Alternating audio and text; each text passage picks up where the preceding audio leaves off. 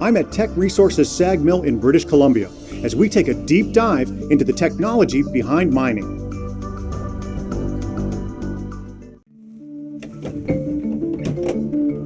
Highland Valley's been operating since the 70s. Right now we're mining a pushback and we're about halfway down to the bottom, so it's almost 1,000 meters deep. We're running approximately 30 793 trucks every day. We run 24/7, so days and nights. The operations crew in the mines is roughly 70 to 80 people per day when you consider truck drivers, shovel operators, blast hole drillers, and all the support equipment, so graders, dozers, fuel trucks, etc.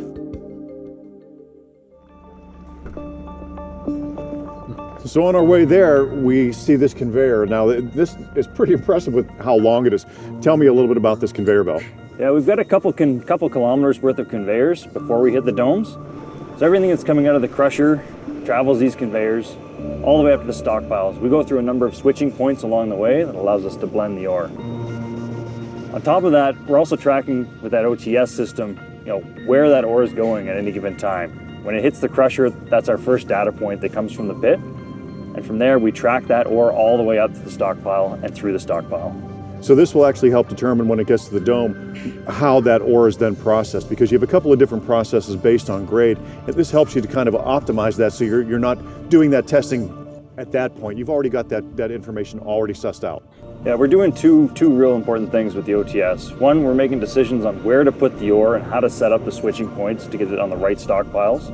We're doing that with respect to hardness, try and maximize throughput. And we're also taking all that OTS information and then using it for flotation as well. We want to know what quality for the ore that's hitting the grinding mills, and we're making decisions in floats on how to best recover it. Okay, so it's really about optimizing that ore to its best ability. Exactly. We're trying to maximize recovery, maximize yield. Okay, well, let's go see the domes. Okay, yeah, we'll travel under this first switching point and head that way.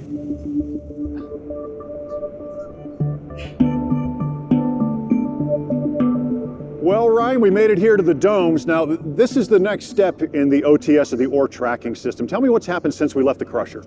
So since we left, we followed that conveyor belt all the way up here to the stockpiles. We've got a couple kilometers worth of conveyors between the crushers and the domes themselves. When we first built the OTS itself, we originally had 20,000 RFID tags that we sent through the conveyance systems. Those went through the domes and through the grinding mills below us.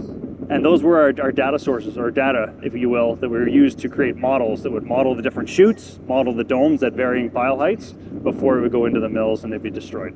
Oh, so that's really like how you decide, like with the different grades of ore, what might be the best, end use for those. That allowed us to, like I said, create those models, track those ore attributes from the crushers through the blending points into the stockpiles, through the stockpiles, and into the mills.